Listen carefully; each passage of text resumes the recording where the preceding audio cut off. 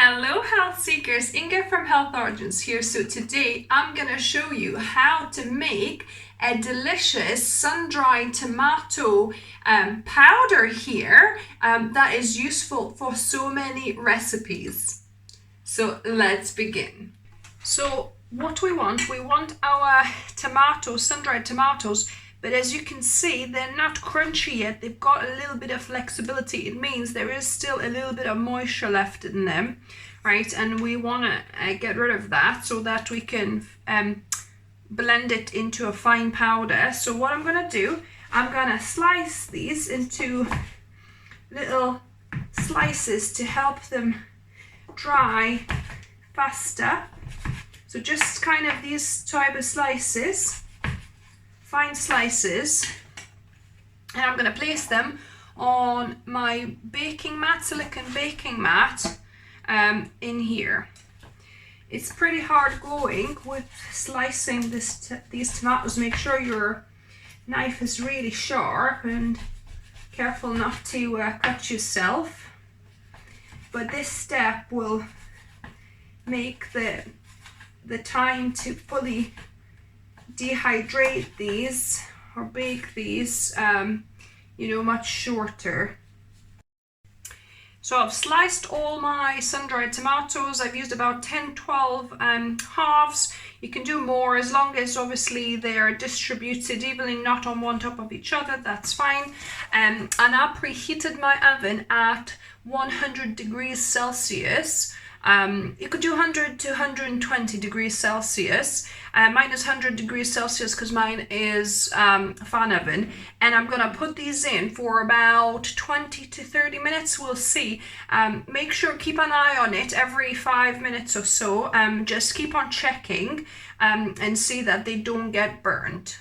So I've been baking these on 120 degrees Celsius for an hour and 15 minutes, and when you first take it out, it does seem a bit still flexible, but they're still warm, so I'm letting them cool down to room temperature, and hopefully they're all nice and crunchy. And good thing is they haven't burnt either. So depending how dry your sun-dried tomatoes were to begin with, you will need to adjust your baking times more or less. You could also do this in a dehydrator on the highest 70 degrees Celsius, but that will probably take you about 3-4 hours or so. So yeah, you could do either way.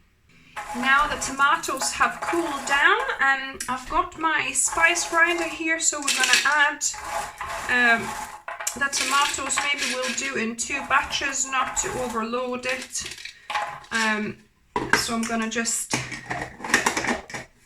blitz it up with my stick blender here.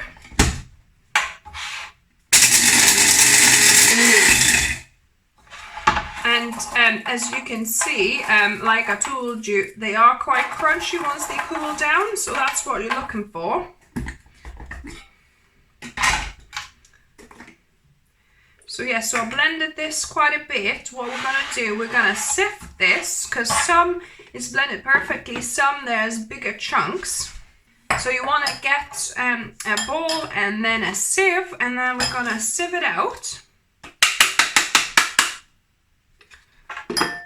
So the fine tomato powder will drop through the bottom. And the bigger bits, we're gonna put back in and reblend for a bit more. So I'll work through the whole tomato powder, and if there's some remaining, just add it to some either burger recipe or maybe meatball recipe or in stew anywhere. Just keep that and, just chuck it in whatever recipe you're making. And this is our fine tomato powder. And for storage, I'm going to be keeping it in a glass jar. So make sure your jar is dry and clean. And I'm going to just tip it all in. So there you go.